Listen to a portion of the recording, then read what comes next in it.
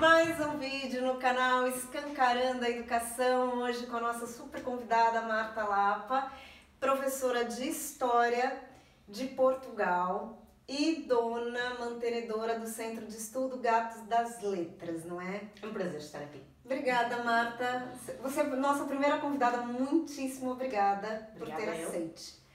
Mar, conta pra mim, como é que você começa com esse seu interesse na área da educação? Como é que foi? Desde pequena você quis ser professora? Não. Só a partir do secundário. A partir do secundário, a partir do 10º ano, eu tive uma professora de História muito fixe. Uma senhora já baixinha, redondinha, mas conseguia cativar os alunos para a História. Uhum. E foi essa sementezinha que ficou, que me fez candidatar-me na universidade para o ensino da História. Uhum. Não queria propriamente investigação, nem queria arqueologia, por isso eu optei pelo ensino, porque temos 3 variantes na universidade. Uhum. Por isso só começou mesmo no secundário. Até lá eu ainda pensei em seguir línguas, tipo relações internacionais, mas depois no secundário optei por História. Não estou arrependida. Arrependida, isso é ótimo. Não. O ciclo foi uma opção? Não foi uma opção. Não? Como é que Ou seja, foi? nós no 12º ano não temos consciência, Pois. quando, na altura em que eu me candidatei, eu não tinha consciência a que ciclos de ensino eu poderia lecionar. Eu só quando terminei a minha licenciatura, acabei o meu estágio e aí me ia candidatar para ser professora, é que nos apercebemos na altura da candidatura que eu só poderia dar ao 3º ciclo e secundário. Ou seja, eu no 12º ano, com 18 anos, eu não tinha consciência, nem ninguém me alertou, os meus pais também não tinham consciência não é? Os meus pais só têm o ensino básico, só têm até ao 4º ano. Nenhum deles tinha as mentes abertas para esse tipo de questões. Porque se nessa altura eu pudesse pensar melhor, o 2º ciclo, nesse aspecto, estava com mais ofertas de emprego do que o 3º ciclo. Por isso poderia ser uma opção. Quando eu terminei então a minha licenciatura, eu pensei, olha, então se calhar posso concorrer também ao 2º ciclo, porque tem mais ofertas de emprego. Mas isso estava-me vedado. Ou seja, eu não podia concorrer à História do 2º ciclo. Ainda pensei fazer É isso que eu ia perguntar, um complemento? um complemento, mas esse complemento demorava cerca de 3 anos.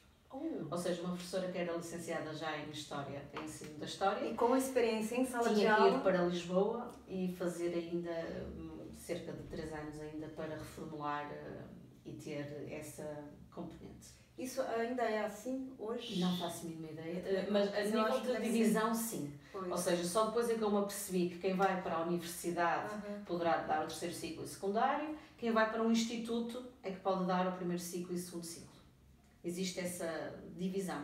E eu com 18 anos não tinha esse conhecimento. Não tem como, não é só você, eu acho que é um âmbito geral, não é? Somos ainda imaturos para isso, para fazer uma escolha tão séria. Exatamente. Por isso, quando eu terminei a minha licenciatura, não pude concorrer ao 2º ciclo, só pude concorrer ao 3º ciclo. E o 3º ciclo na educação, há cerca de 20 anos atrás, estava tudo muito fechado, ou seja, não havia muitas vagas. Logo havia um horáriozinho aqui, uma coisa muito temporária, passávamos anos inteiros sem colocação e por isso tive que procurar outras vertentes. E aí é que começa o centro de estudos? Sim, também trabalhei em lojas de roupa, também fui florista, mas depois comecei com o centro de estudos. Porque o centro de estudos permitia-me, se eu aparecesse um horário, eu conseguir conciliar e ser flexível para receber as horas que o ensino público me permitia dar e depois nas minhas outras horas receber alguns alunos nesse período. E fui fazendo essa flexibilização no 1º ano, depois houve vários anos em que não fiquei colocada e tive que me dedicar exclusivamente ao centro de estudos. Era praticamente a minha função há cerca de 10 anos, não é? Desde 2016 que estou a abrir o centro de estudos. E Marta, me diz uma coisa, uma das coisas que eu tenho visto muito, assim, sentido aqui em Portugal, a gente estuda tanto, a ciência tá tão, é tão clara, a academia é muito clara, com relação aos caminhos, né, para melhorar a educação, para poder... Como é que você vê hoje os seus alunos, tanto no centro quanto na escola, os alunos que você... Como é que você vê... você recebe os alunos no terceiro ciclo. Como é que você vê a chegada desses alunos no terceiro ciclo, a nível do conhecimento? Porque é uma coisa que eu tenho... A escrita é do que eu vejo, a escrita é algo que me chama muita atenção, não é à toa que eu pesquiso sobre ela na minha dissertação de mestrado e tema no doutoramento. Como é que você vê isso? O facto de eu ter começado, se calhar, mais intensamente no centro de estudos do que propriamente como professora, em sala de aula, como professora de História, deu-me uma perspectiva um bocadinho diferente dos alunos. Porque eles têm imensas dificuldades. Mesmo os outros professores que não têm essa experiência, se calhar precisavam. Porque, às vezes, no centro de estudos, não só a dificuldade de escrita, mas de compreensão. Têm muitas dificuldades de compreensão, têm muitas dificuldades de memorização e depois têm muitas dificuldades de expressão escrita. Só na parte da compreensão, nós no centro de estudos às vezes somos obrigados a fazer desenhos. Porque temos que simplificar ao máximo para que o aluno consiga chegar a esse conhecimento. Nós no centro de estudos também, como sabes, trabalhamos com grupos pequenos, porque o objetivo era mesmo poder apoiar individualmente cada aluno na sua dificuldade, e mesmo assim não conseguimos. Mas temos no máximo 5, 6 alunos por professora para conseguirmos chegar ao aluno, não é? E tentar melhorar. Há mesmo situações que às vezes nós lutamos e não conseguimos resolver. Mas o facto de ter passado por essa experiência primeiro dá-me uma bagagem para a sala de aula que se calhar os outros colegas não têm. Porque nós temos que perceber, quem nos está a ouvir, muitas vezes não consegue perceber à primeira aquilo que nós estamos a explicar.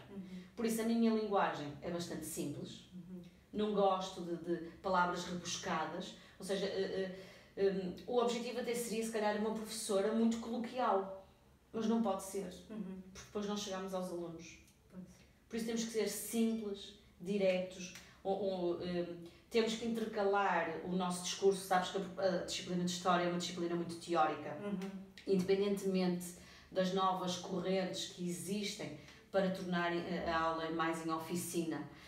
Na teoria, depois, na prática, não sei se isso funciona assim tão facilmente. Pelo menos nas experiências que eu tenho feito, depois, ou seja, chegamos a perder imenso tempo e o sumo que se tira, às vezes, dessas experiências assim piloto, é muito pouco. E há alunos que nunca conseguem tirar nada. Pois. Não é? Ou seja, e depois temos um currículo muito extenso. Isso é uma reclamação geral da questão do currículo, que realmente ele é muito extenso, muito extenso. E com pouquíssimo espaço de tempo. História só tem 2 tempos semanais. Exato. E tem vários séculos de história para dar. Ou seja, damos tudo muito superficialmente, ou abordamos especificamente algum tema que até pode ser que o professor goste mais, não é? Senão nós nunca conseguimos abordar convenientemente a matéria toda. Ou se não joga tudo para aquela prova de aflição, não é? Assim, com o objetivo de... Nós na História não temos exames nacionais. Ah, não? Não. História só tem exame nacional se quiser então, ir para a universidade. Ou seja, no terceiro ciclo, os alunos têm exame nacional a português e matemática, exclusivamente. Existem provas de aflição que há uns anos atrás foram criadas, mas não é todos os anos a mesma disciplina. É só no primeiro ciclo tem todas as áreas? Primeiro ciclo tem no segundo ano. Segundo ano tem... Mas tem todas as áreas, não? Todas as áreas. No terceiro... No quinto segundo, ano. No quinto ano também volta a ter.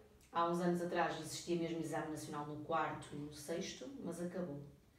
E agora existe provas de aflição, mas um ano é História, no outro ano é Inglês, no outro ano é Geografia. Ah, pronto. Não é todos os anos a mesma disciplina. Por isso nós não trabalhamos com a prova de aflição. Não, nesse aspecto não. Ah, menos mal, né? Assim, nesse aspecto porque no primeiro ciclo você tem todo um processo de tentar... Eu falo isso porque eu trabalhava num colégio antes da pandemia e eu tinha que estar muito atenta ao que iria possivelmente cair numa prova de aflição como, né, se aquilo fosse mesmo o importante para o conhecimento, que às vezes nem é. Não, a maior parte das provas de aflição é atenção de conhecimento geral, não, exato, né? Não conteúdos específicos. Depois, no terceiro ciclo, sim, foca-se naquelas disciplinas. No primeiro ciclo, normalmente, é um bocadinho mais geral, a ver se sabem ler, se conseguiram perceber o texto, a nível de matemática, fazer operações simples, normalmente, assim, conhecimentos assim, de conteúdos, propriamente, não. Essas provas de aflição funcionam, dá-nos, é uma ideia de percebermos como é que a educação está ou não está, não é? O que é preciso melhorar.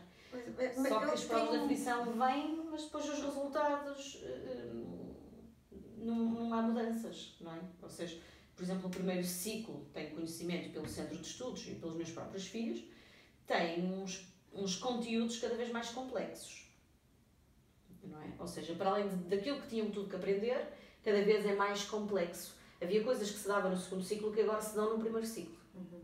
Não é? Como é que há crianças que não têm maturidade ainda para aprender e os professores também não têm tempo para dar todos aqueles conteúdos no primeiro ciclo. Fica tudo... uma bola de neve, não é? Vai dando. Tem uma frase que eu gosto muito, que é do Pacheco, que ele fala: estamos a fingir, os professores fingem que ensinam e os alunos fingem que aprendem. E essa é uma realidade, né? Infelizmente, com tanta coisa que a gente já tem visto que já foi sinalizada, parece que as coisas não alteram e talvez não vão alterar. Então, por isso é que é o tema do teu... o Escancarando a Educação é justamente trazer pessoas, professores, recém-doutores, para dar uma visão mais real do que acontece com a educação, porque as provas de aflição em nada são a mesma coisa. Não falam, não tiram o sumo daquilo que realmente está acontecendo. E quando tiram o sumo, também não há mudanças. Exato. Não houve alterações nenhumas pelos resultados que as provas de aflição foram tendo. Exato, e agora com as novas tecnologias, que já não são novas, com esses recursos tecnológicos, como é que fica a educação nisso? Eu fiquei... eu fiquei assustada, na verdade, quando eu fui... Meu tema primeiro no doutoramento era os recursos tecnológicos e o desenvolvimento da escrita, tentando perceber o que os dois. E não consegui, porque eu queria o 5º ano do segundo ciclo. E aí, vendo o programa curricular, é que eu percebi que não é no segundo ciclo que eles começam com os recursos tecnológicos. Embora tenham o EVT, que é Educação Visual mas é uma coisa mais prática, madeiras e técnicas. Exato, e aí o currículo do ensino tecnológico é assim, muito voltado para o ensino visual, pelo que eu pude perceber, e só no 7º ano. E aí eu fiquei questionando... Mas agora já mudou. Desde que fizeste a tese de doutoramento, o 5º ano já tem TIC. Então, não, tem a TIC, mas não é... ensino com as madeiras e etc. Não, tem EVT com as madeiras, têxteis. O meu filho, mas isso é a opção da escola, pode ser opções da escola. O meu filho já tem TIC no 5º ano, já teve TIC. Ou seja, com um computador. Sim. Pronto, porque as crianças também não sabem usar computador. Elas sabem usar telemóvel, mas é para ver filmes no YouTube, não é? Exato. TikTok. Não propriamente escrever um texto no Word, ou usar o Excel, ou fazer uma pesquisa. A escrita eu fico cada vez mais chateada, cada vez mais preocupada, na verdade, porque a gente não sabe escrever, a gente sai da escola e a gente não sabe escrever. E eu acho que somos responsáveis. Eu tive um colega meu que estava a fazer estágio e estava a dar erros ortográficos no quadro. Ia ser professor de História. Pronto, e aí a gente começa... olha, tens ali um erro ortográfico. Isso é muito triste, não é nada... Por isso, não é uma situação atual, já é uma situação gerada da minha geração também, que não se está a resolver. Não resulta, né? E por mais que tenhamos o movimento da Escola Moderna, que eu sou apaixonada e sei o trabalho que eles fazem, que poderia ser um modelo, não sei se seria modelo, mas um caminho que a gente possa olhar e refletir, nos dando possibilidade para uma mudança. Não, Marta, as coisas continuam do jeito. E desse modelo que tu estás a falar, o que é que tu propunhas de mudanças? Eu propunha que a escrita, eu acho que eu propunha uma mudança um bocado radical. Primeiro, os tempos. Quem é que consegue aprender em 40 minutos? O professor, ele entra na sala, ele pode entrar na sala de aula, ele pode ter o horário, mas até ele chegar da porta da sala de aula até pousar as coisas na carteira dele, já passou ali 10 minutos, porque você vai dando atenção aos alunos.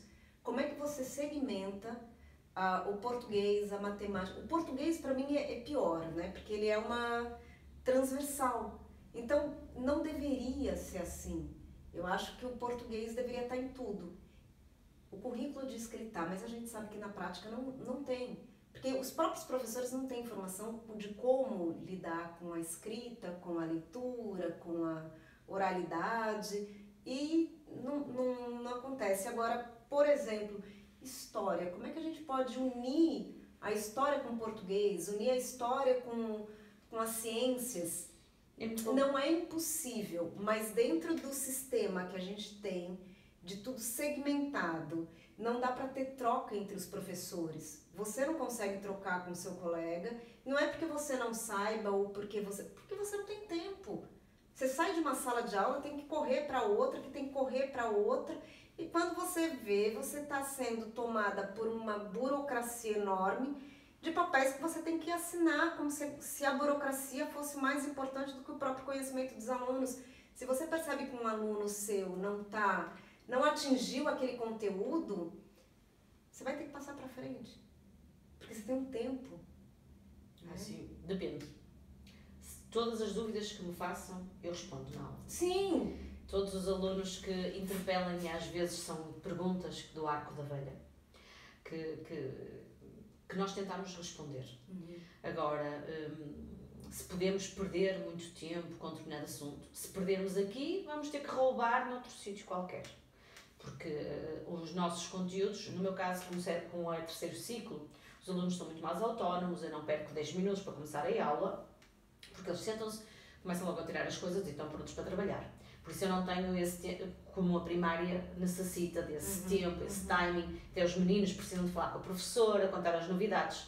No nosso caso, essa relação quase que não existe. Não é?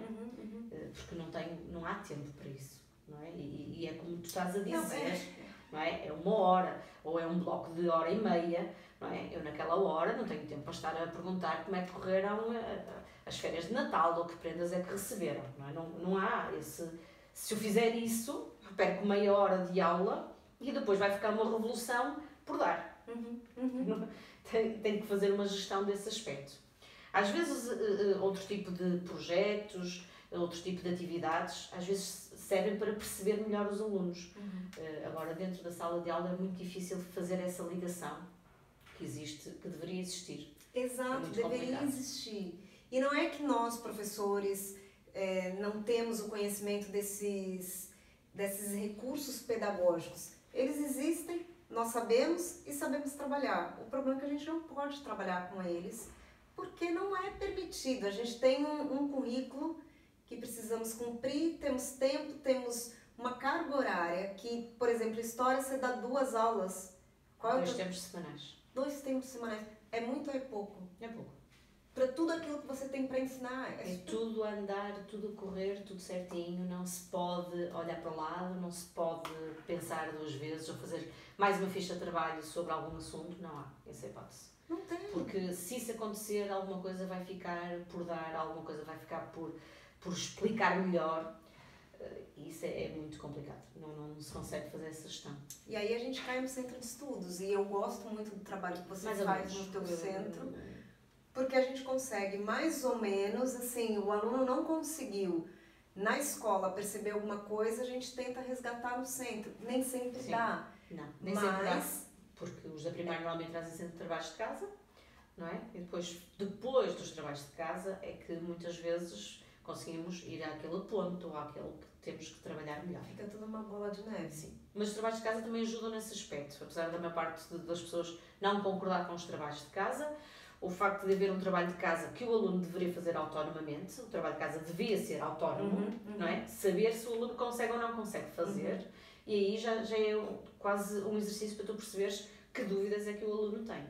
Se não houver qualquer tipo de trabalho de casa, mesmo os próprios pais nunca conseguem perceber o que é que eles estão a dar na escola, porque os alunos não sabem trazer essa informação para casa e ficas completamente perdido.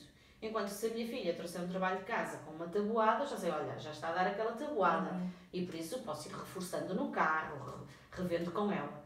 Se não houver trabalhos de casa, ficamos completamente aliados daquilo que se passa na escola. É a minha ideia desse aspecto. Agora, claro, o trabalho de casa tem que ser pequeno e que o aluno consiga fazer autonomamente, não é? Não vamos estar a enviar, depois de um aluno estar das 9 às 5 na escola, que é um tempo em demasia, ainda enviar 3 fichas para fazer em casa, que isso torna-se um trabalho exagerado, não é? Daqui para o trabalho é mais que os adultos.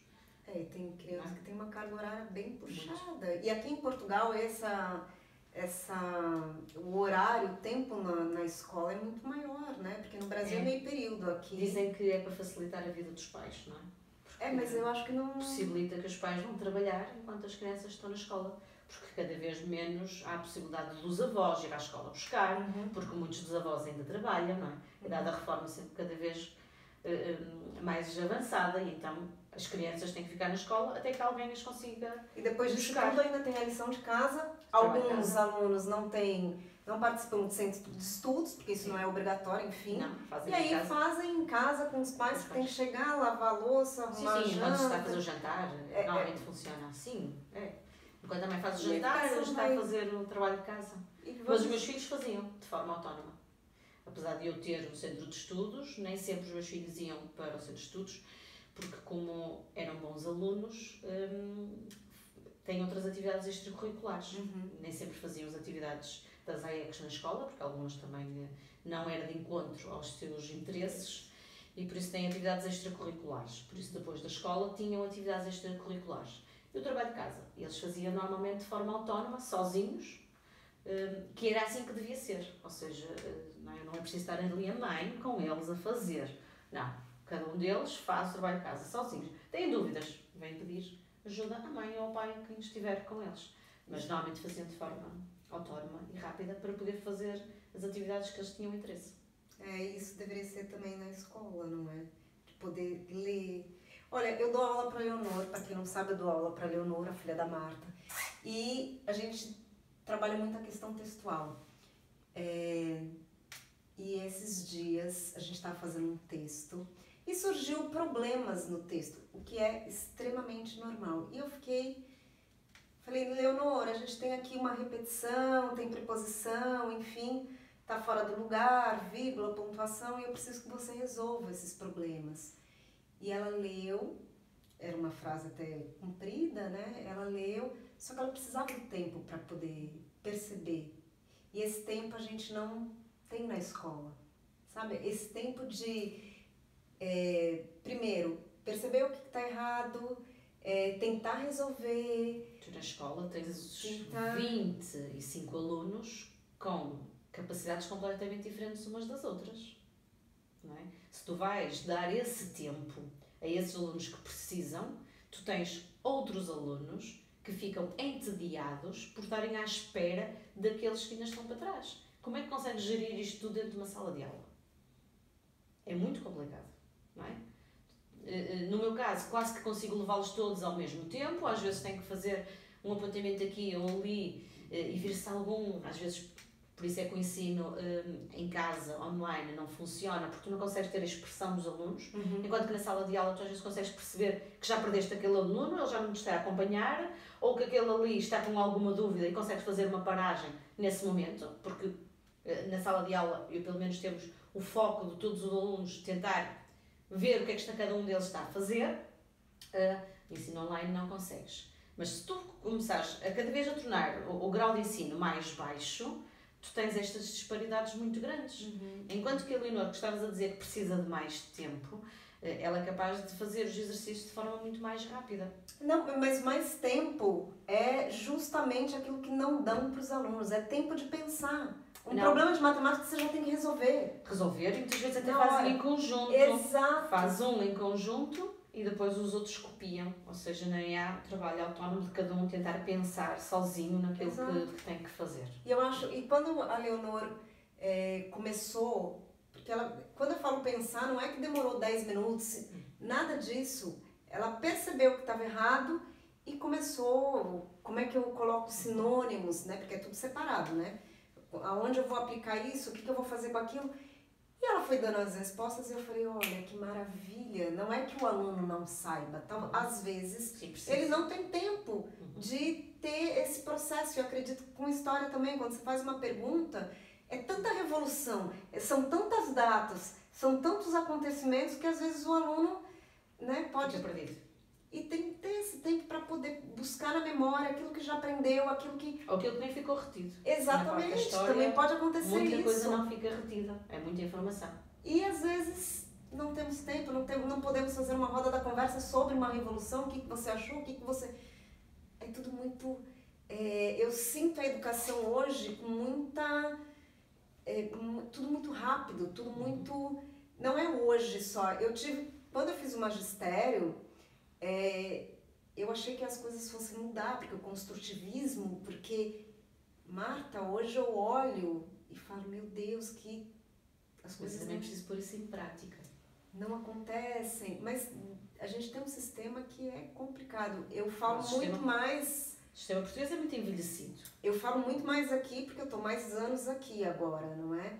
Mas eu olho para o sistema português e falo, uau, e não é por falta de informação, porque temos muitas pesquisas que já apontaram caminhos e que, não sei, talvez esse canal sirva para isso, para tentar fazer com que as pessoas percebam, aqueles que podem fazer alguma alteração, para tentar escutar a voz de nós, professores, e tentar fazer alguma coisa, porque isso aqui, do jeito que está, para onde vai?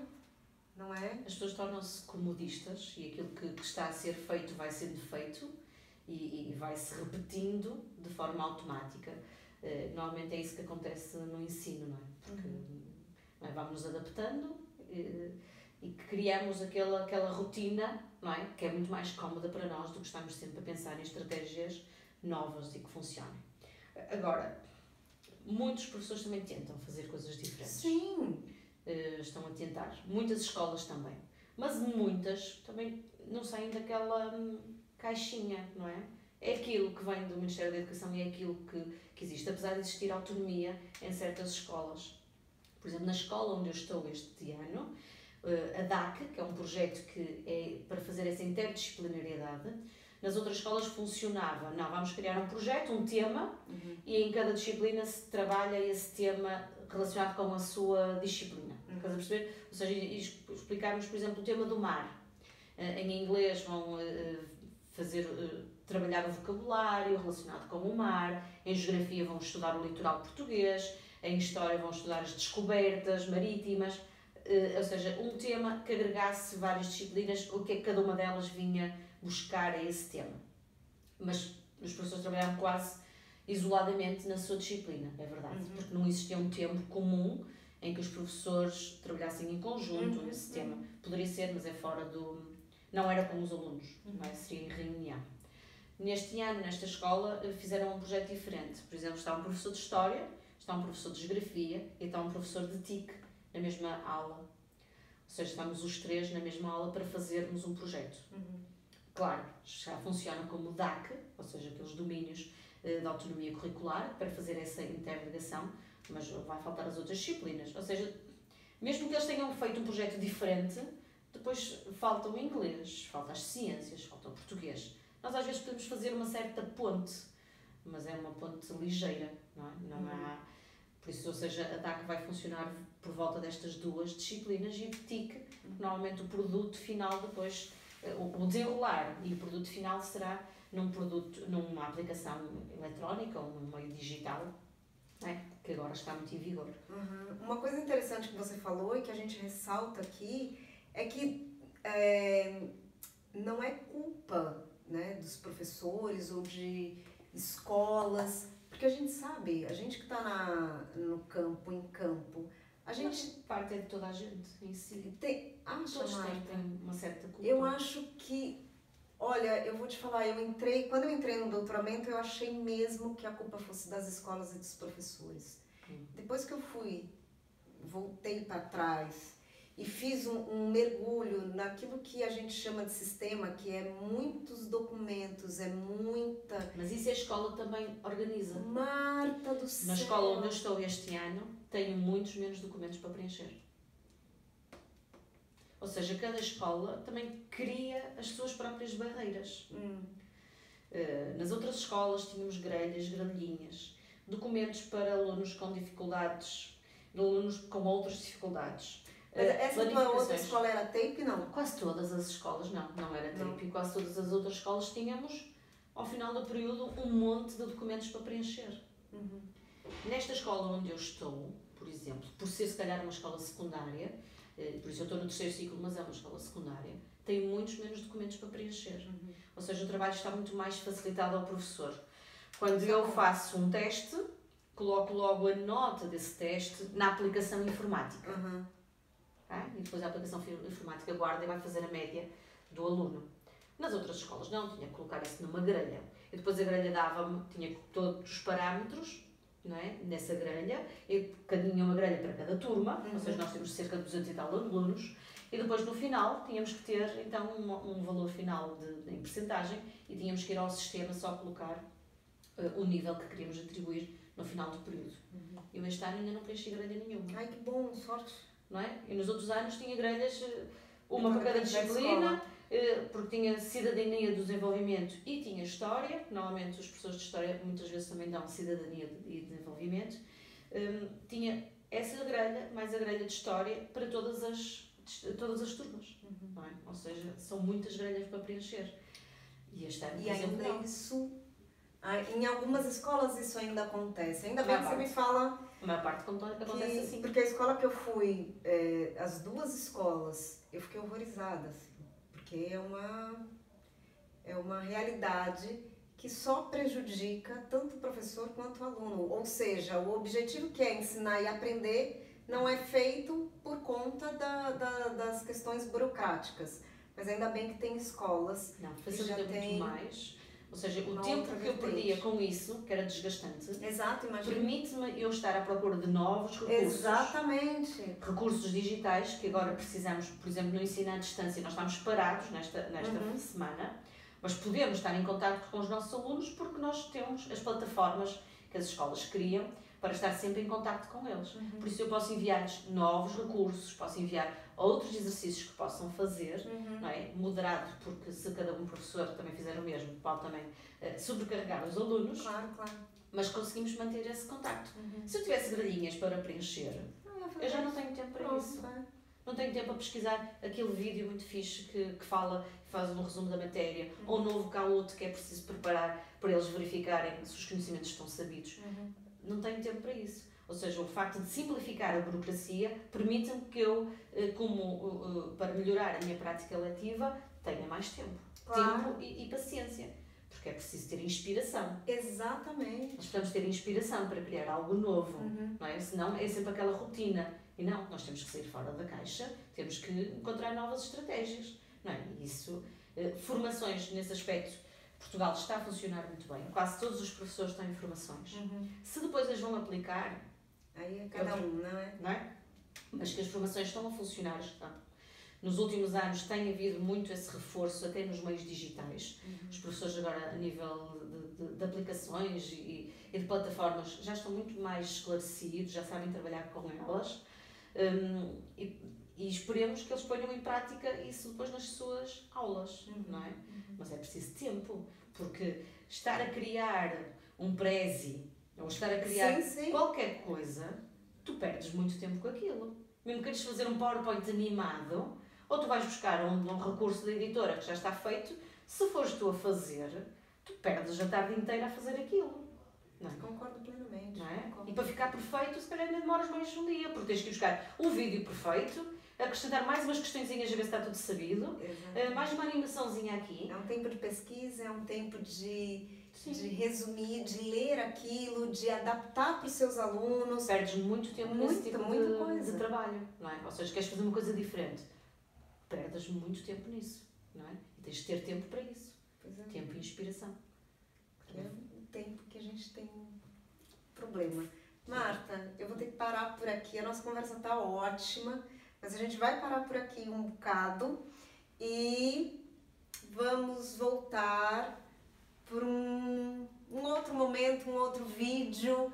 E muito, muito, muito obrigada. Eu agradeço o nosso convite. Está bem? Pela nossa conversa. Tá? Grata. Obrigada, então. Obrigada aí.